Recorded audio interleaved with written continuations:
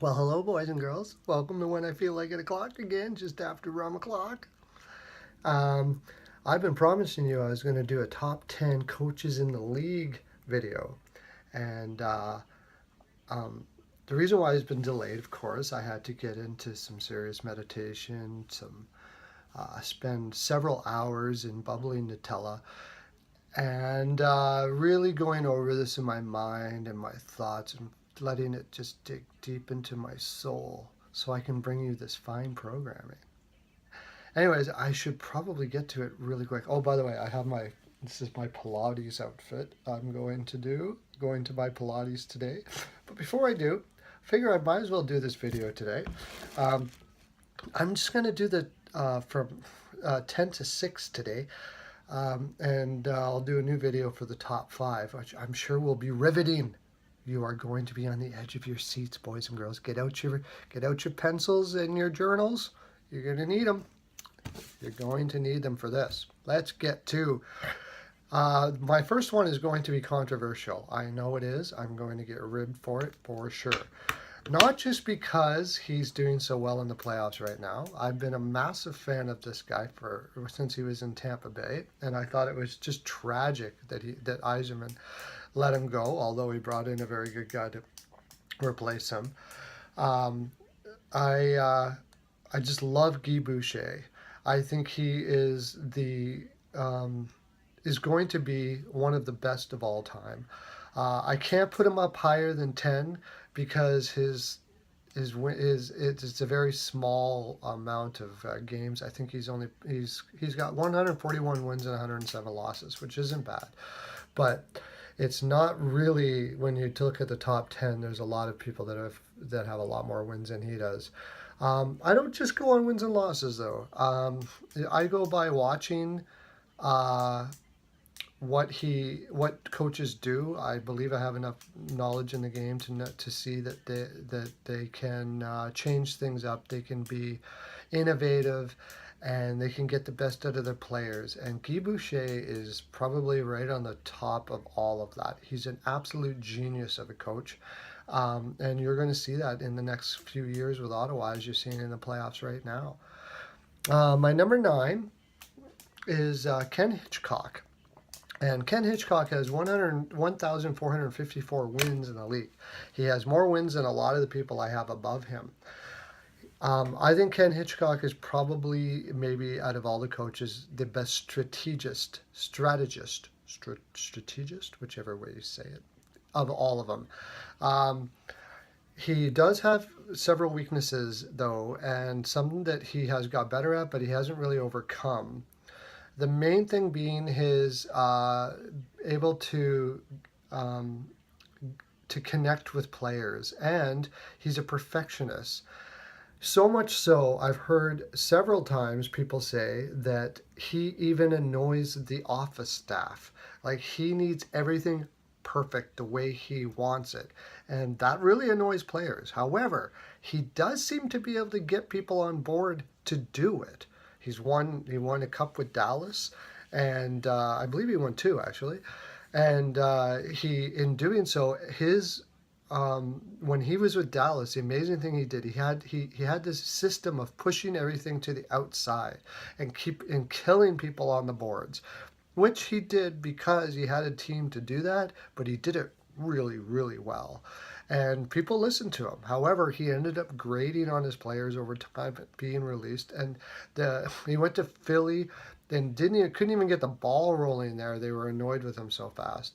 That it just seems to be that his shelf life is short because of that aspect of him. That's why I put him lower in 9. But not to say that he's a bad coach. He's freaking phenomenal. In fact, all the coaches in the league are amazing. To be in the league at all, you have to be just an unbelievable coach. This is no slight against anybody. And a lot of this could be just my personal taste as well. I'll admit to that.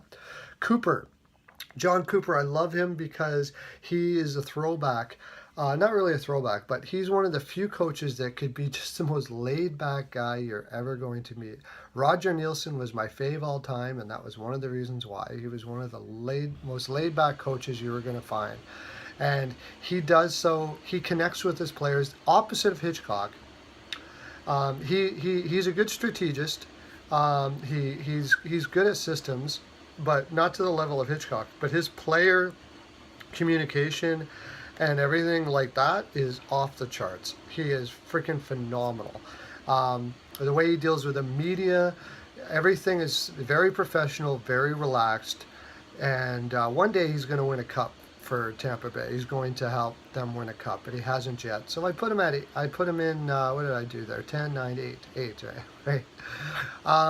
For number 7, boys and girls, I go with Todd McClellan. Todd McClellan is what you call the genius coach. He is your shop, like, did you ever have, I had a guy in school that he taught shop, but he was absolutely brilliant in every facet of life.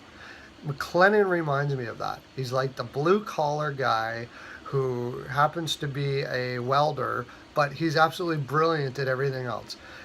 He is, he's basically your meat and potatoes coach, and he's darn good at it.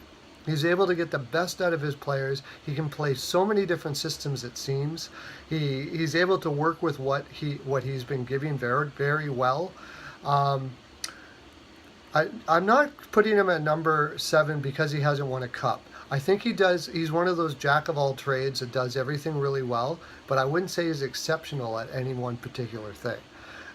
That's really why I put him at number 7 rather than higher. Alain Vigneault, who has 1,134 wins, boys and girls, and I am not a fan of him. I'm putting him up here against the fact that I am not a fan of him. I think he's kind of arrogant, and I'm just not really a big fan of his coaching style, but he gets it done all the time. He's just one of those guys that gets it done. I think out of all the coaches I'm going to appear, I don't know if anybody prepares his players better than him for each individual game. He is able to get everybody on the right page and ready for that game, I think, better than anybody else. That is his biggest strength. I honestly think that as far as strategy is concerned and systems is concerned, he's probably lower than the people that I've had here. But he is so extreme at getting his players prepared for each individual game, knowing exactly what they need to do, that it trumps pretty much all of it. And his success, whatever I say about him, his success, you can't deny it. He's only got 614 losses. And he coached a Vancouver squad that wasn't really the greatest squad. It was good, but it wasn't great. And he just got the best every time. So I can't say anything. It's hard. I can't put him anywhere else but here, but 6.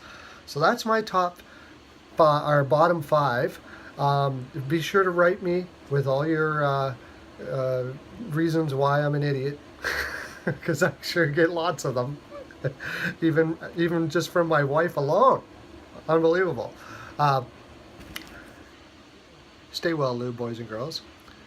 Be looking for my next video at My NHL Pearls of Wisdom.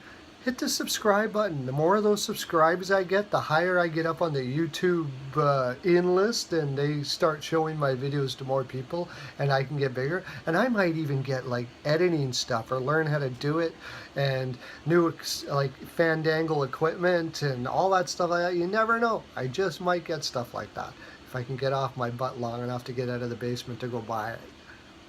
Have a great day, everyone. Lots of love to you.